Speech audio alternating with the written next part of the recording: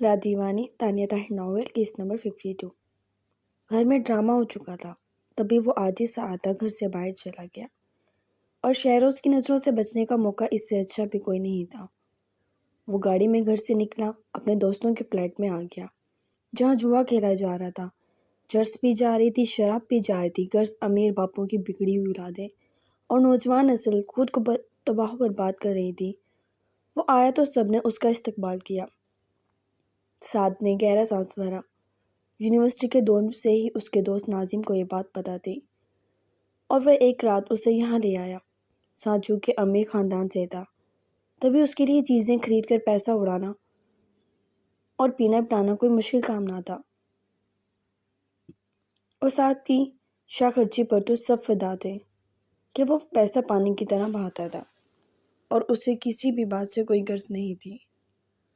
الٹا اس کا دماغ بھی بخوبی چلتا تھا، اور کچھ مشکل جگہوں سے وہ ان کو نکال بھی لیتا تھا۔ تبھی ان سب نے سعد کو گینگ کا لیڈر بنا دیا۔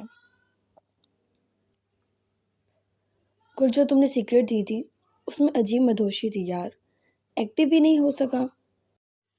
وہ سکون سے ایک اور نشہ اور سیکرٹ تھام کر سکون سے کش لگاتا بولا، تو تجھے دوسرا مدہوش کو نشہ دکھاتے ہیں میرے بھائی۔ وہ سب مل کر بولے۔ سعد نے گردن گھمائی تو پیچھے سے ایک لڑکی برآمد ہوئی۔ وہ مسکرا دیا۔ اچھا خاصا ہینڈسم لڑکا تھا وہ، اور اس وقت بھی بلیک شرٹ اور پینٹ میں وہ ان سب میں الگ ہی دکھ رہا تھا۔ اس نے اپنی خوراک پہلے سے بڑھا لی تھی، اور اب تو کافی باڈی بھی بنا لی تھی، جس کی وجہ سے وہ پہلے کی نسبت ہینڈسم ہو چکا تھا۔ اگر پہلے والے ساتھ کو اب والے ساتھ سے ملایا جاتا تو پہچان نہ ہو پاتی۔ وہ اب اتنا ہی مختلف، بڑا اور خوبصورت ہینڈسم دکھتا تھا۔ وہ لڑکی سعد کے پاس آ گئی۔ ہائے سعد۔ اس نے سعد کے لبوں سے سگریٹ کھینچ کر گہرا کش لیا۔ سعد نے اسے اپنے بازوں میں قید دیکھا اور کچھ بیزار سا ہوا۔ نہ جانے کیوں اس میں دلچسپی نہ ہوئی۔ وہ شانہ چکا کر اٹھ گیا اور ایک طرف بنی چھوٹی سی بار کی جانب آ گیا، جبکہ ناظم نے اس لڑکی کو اشارہ کیا کہ اس کے پیچھے جائے۔ وہ کتنا امیر تھا اور شاہ خرچ تھا، تبھی ناظم نے اپنی دوست کو اس کے پیچھے پیسے حاصل کرنے کے لیے لگا دیا۔ سعد نے گلاس میں اپنی مرضی کی وائن بنائی اور اس لڑکی کو پھر سے نظر انداز کر کے وہ سکون سے پینے لگا۔ کیا ہوا؟ تم یہ مت کہنا نشہ کرتے ہو یا نامراد سیال خود میں اتارتے ہو اور لڑکیوں سے دور رہتے ہو؟ کچھ سستا نہیں ہیرو تم پر۔ سعد ہنس دیا۔ تو مجھے اپنے ٹائپ کی نہیں لگی بس۔ وہ شانے اچکا گیا، جبکہ کرن اس بےزتی پر اسے گھورنے لگی۔ سعد آنکھ مار کر اپنے دوسرے دوستوں کے بیچ آ گیا، اور اب وہاں کہکوں کی برسات شروع ہو چکی تھی، کیونکہ اب اس جوئے میں سعد اتر چکا تھا، اور وہ آج تک ایک بھی گیم نہیں ہارا تھا۔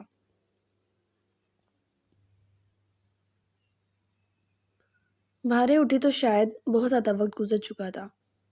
ایسا لگتا تھا دوبارہ رات ہونے والی ہے، جبکہ وہ نواب زادے بھی اس کے ساتھ ہی سو رہے تھے، بالکل مدہوش۔ وہ مسکرا کر اس کی جانب دیکھنے لگی۔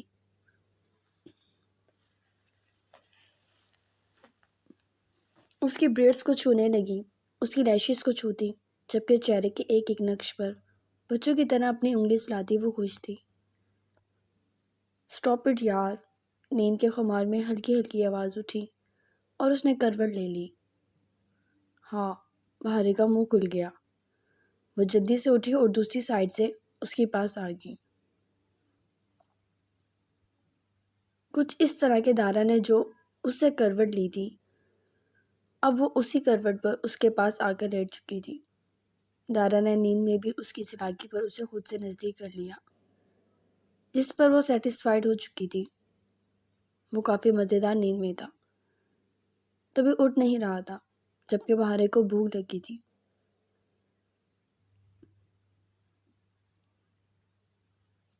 دارا، اس نے اس سے پکارا۔ مجھے نہ بلانا، سونے دو۔ وہ بنا آنکھیں کھولے غصیلے لہجے میں بولا۔ میری ٹمی کو بھوک لگی ہے، وہ بے پناہ معصومیت سے بولی۔ حد ہے بد تہذیبی کی، وہ چڑ کر اٹھا۔ اچھا، میرے سے زیادہ اہمیت آپ کے بچے کی ہے، اسے بھوک لگے تو غصے سے اٹھ جائے، مجھے بھوک لگے تو بعد میں کھانا۔ وہ غصے سے اس کے سامنے آتی بولی۔ بھارے پلیز یار، اب اپنے بچے سے تو نہ چڑ کھاؤ، کیسی ماں ہو تم؟ وہ عاجز آ کر پیچھے پھر سے گر گیا۔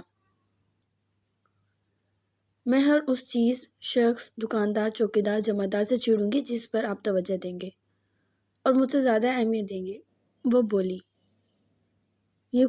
یہ دکاندار، چوکیدار، جمعدار کہاں سے آ گیا؟ وہ حیرانگی سے بولا۔ میرا مطلب کوئی بھی انسان، کوئی بھی۔ کتنا فضول بولتی ہو؟ وہ نفی میں سر ہلا کر اٹھ گیا۔ حالانکہ نیند مزید آ رہی تھی، باہر کا موسم اب بھی خطرناک حد تک تھا۔ بادل آسمان پر آئے ہوئے تھے اور ایسا لگتا جیسے مغرب ہونے والی ہے۔ تمہاری وجہ سے آفس مس ہو گیا، مجھے نکال دیا نا تو پھر ساری عیاشی ختم، وہ افسوس سے بولا۔ بہارے بنا جواب دیے گھورتی رہی، جبکہ وہ اپنی مرضی سے صفدر کو کال کرنے لگا۔ ہاں صفدر، امی ٹھیک ہے اور تم؟ اسے ان دونوں کی پرواہ تھی، تب بھی یاد رہا۔ گڈ، امی کو میڈیسنز اور کھانا وقت پر دینا، شرم تو ہے نا گھر پر۔ چلو ٹھیک ہو گیا، آپ ہی بھی آ گئی۔ تمہیں کیا تکلیف ہے؟ میں جہاں مرضی ہوں، چونچ بند کرو اپنی۔ چٹک کر اس نے فون بند کر دیا، جبکہ دوسرا فون آفس میں گھما دیا، وہاں بھی بات کر کے بند کر دیا۔ دوبارہ فون گھمایا۔ مجھے مزیدار ناشتہ اور کھانا چاہیے، اس نے آرڈر دیا۔ گڈ، جلدی پہنچا دو، وہ بولا اور موبائل پھینک کر وہ بیڈ کی جانب آیا اور دوبارہ لیٹ گیا۔ ہمارے غصے سے دور ہو گئی۔ اب کیا ہے یار، وہ بولا۔ سب کی پرواہ کر لی، میری نہیں کی۔ میری جان، تمہارے لیے تو کھانا منگوایا ہے، میں نہیں کھاؤں گی، اپنے ہاتھوں سے کھلاؤں گا، وہ تکیوں میں منہ دیتا بولا۔ میں پھر بھی نہیں کھاؤں گی، وہ اس کے بازو پر مکہ مار گئی۔ دارا نے چہرہ اٹھا کر اس کی جانب دیکھا، پھولا پھولا چہرہ لیے وہ بیٹھی اسے ہی گھور رہی تھی۔ دارا نے لمبا سانس کھینچا۔ آج دن کیا ہے؟ وہ جیسے کچھ یاد کرنے لگا۔ پتہ نہیں، وہ بھڑک کر بولی۔ پرواہ ہی نہیں تھی اس کی ناراضگی کی تو، جبکہ دارا کو اسی جواب کی امید تھی۔ خود ہی موبائل اٹھا کر دیکھنے لگا کہ آج دن کیا ہے۔ او یار، آج تو ویکنڈ ہے، ایک دم وہ خوش ہوا۔ آج موئز کے گھر جانا ہے، چھوٹا سا ڈنر ہے، اس نے ہم دونوں کو انوائٹ کیا تھا، وہ بولا اور سیدھا اٹھ کے موبائل یوز کرنے لگا، جبکہ بہارے کے ماتھے پہ کئی تیول پڑ گئے۔ وہ اٹھی اور سامنے چیئر پہ جا کر بیٹھ گئی اور جو بال جوڑے میں کہتے انہیں جوڑے سے آزاد کر دیا۔ کمر تک آتے بال لہرا گئے، جبکہ جس چادر سے خود کو ڈھانپا تھا وہ چادر بھی اتار کے پیچھے پھینک دی۔ اب وہ اس کے دیے گئے لاچے اور کرتے میں ہی تھی جس پر رات اس کی دیوان کے عروج پر تھی۔ وہ خود بھی لاپرواہی سے اسے مکمل اگنور کر کے وہاں رکھے گلاس پہ انگلی چلانے لگی۔ میں کیا کروں تمہارا، تم اتنی تیز ہو، ایک دم وہ اس کے مضبوط بازو میں قید ہو چکی تھی۔ چھوڑے مجھے، دارا نے اسے دوبارہ بیڈ کی جانب دھکیل دیا۔ وہی صبر ازما کام مزید نہیں برداشت کر سکتا تھا کہ وہ اس طرح ترائے اور اس کی جان پر بنائے۔ اب بھگتو، وہ بہکیلے لہجے میں بولا، جبکہ بہارے کچھ بولنا چاہتی تھی۔ اس کے ٹیپ ریکارڈر کو اس نے رومال باندھ کر بند کر دیا اور اپنی بے شمار محبت کی برسات میں اس کو بھگونے لگا۔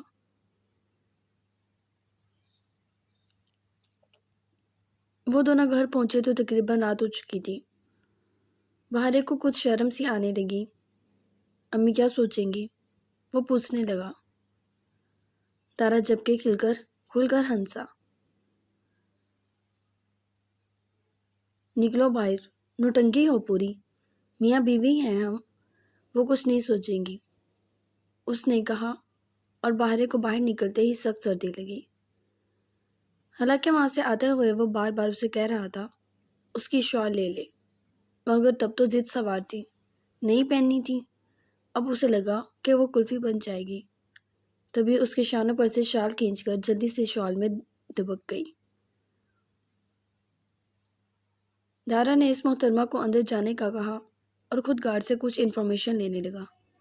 یہ اس کی روٹین تھی کہ سب پوچھتا تھا کہ کیا ہوا اور کون کون گھر میں امی کے پاس آیا تھا۔ ان 3 لوگوں کی سیکیورٹی اس کے ذمہ تھی اور اپنی ذمہ داریوں کو وہ بخوبی نبھانا جانتا تھا۔ جب وہ اندر آیا تو وہ لڑکی جو باہر اس بات سے شرم آ رہی تھی کہ امی کیا سوچیں گی، اب امی کے پاس ہی رضائی میں دبک کی بیٹھی تھی۔ دارا نے سلام کیا۔ وعلیکم السلام۔ امی مسکرا دی۔ جیتے رہو جیتے رہو، اللہ تمہاری عمر کو بہاریں لگائے، وہ دعا دینے لگی۔ بہارے کو تو بہت ہی پسند آئی تھی یہ دعا۔ امی اس میں میرا نام بھی ہے، وہ جوش سے بولی۔ ہاں تبھی تو اس نکمے کو دی ہے، امی پیار سے بولی جبکہ وہ دارا کی جانب دیکھنے لگی،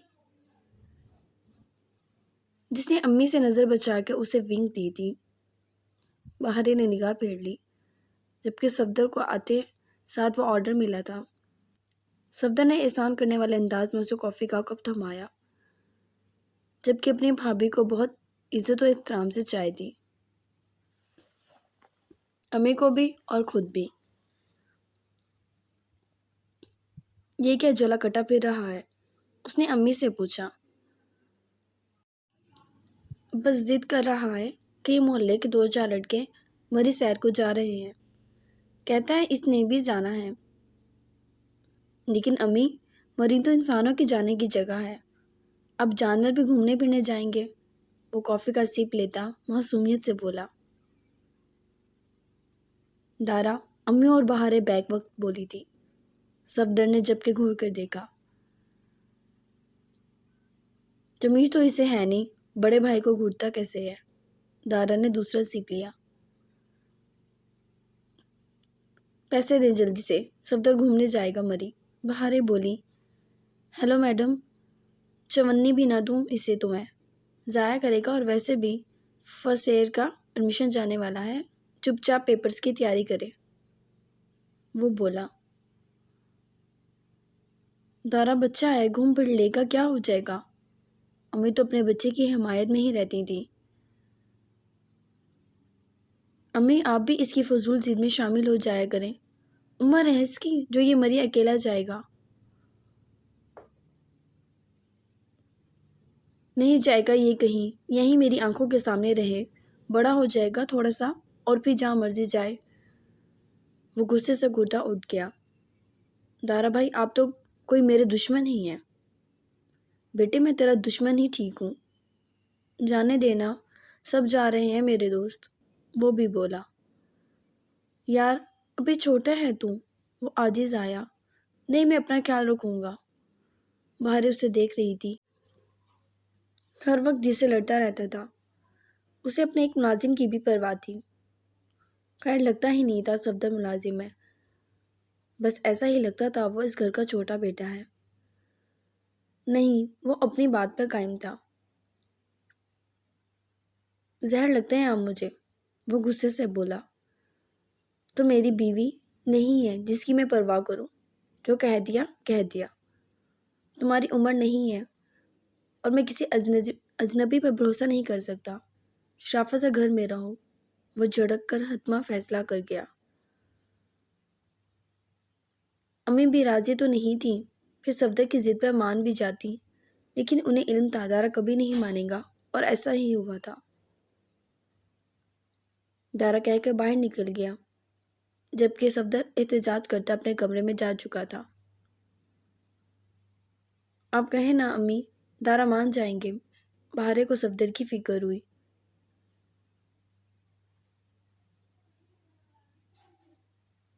در حقیقت میں بھی تو نہیں چاہتی، اس کی بات تو بھول جائے گا جلدی، شکایتیں لگا کر مجھ سے میری بات دل پہ لگا لے گا۔ امی ہلکا سا مسکرائی۔ آپ بہت اچھی ہیں، وہ بولی، اور میری بہو سب سے اچھی ہے۔ امی نے اس کا گال تھپ تھپایا۔ جاؤ جا کر دیکھو کہیں غصے میں تو نہیں بیٹھا، امی نے کہا تو وہ اٹھ کر اپنے کمرے میں جانے سے پہلے صفدر کے پاس آ گئی۔ وہ بیڈ پر الٹا لیٹا تھا۔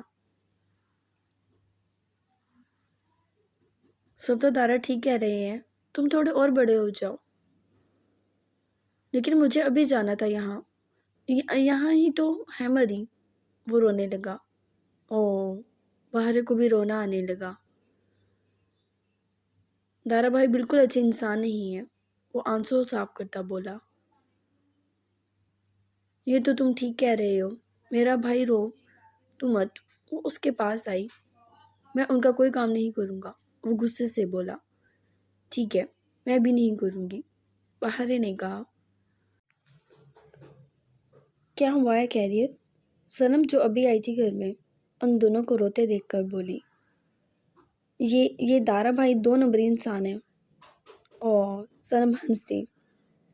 یعنی اس نے تمہیں منع کر دیا؟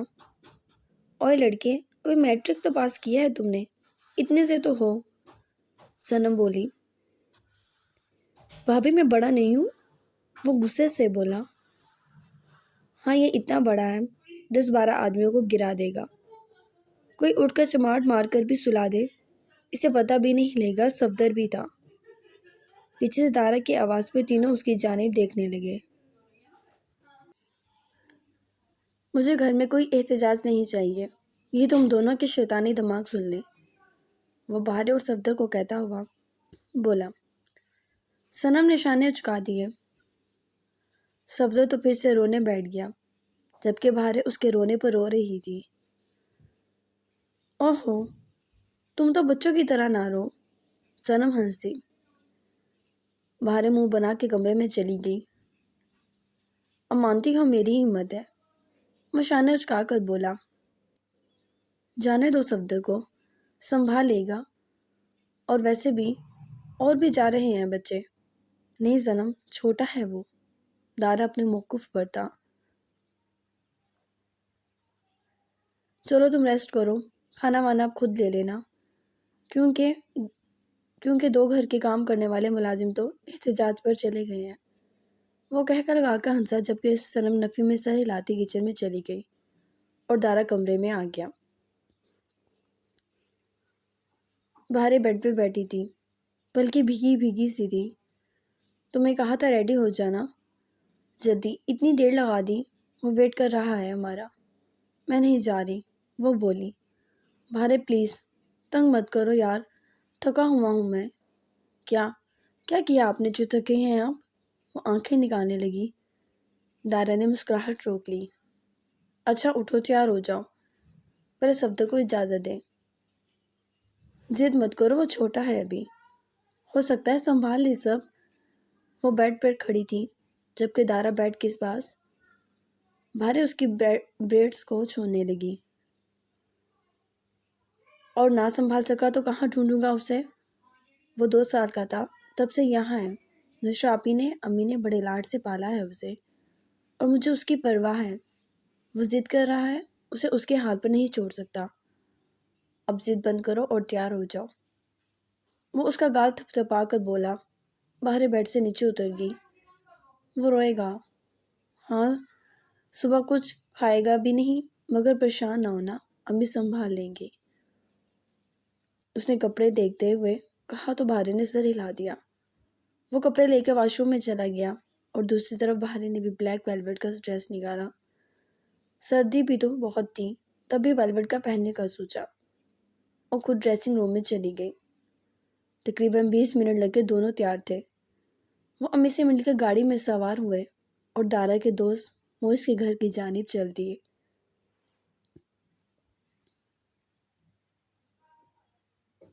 رستے میں دارا کی شوخیاں دیکھنے لائق تھیں۔ چین سے رہنے تو دینا نہیں تھا اس نے۔ وہ مسکراتی ہوئی گاڑی سے باہر نکلی اور دارا کا بازو تھام کر وہ گھر میں داخل ہوئی۔ اس فنکشن میں ان کے بچے کی سالگرہ بھی تھی۔ انہیں اب پتہ چلا تھا۔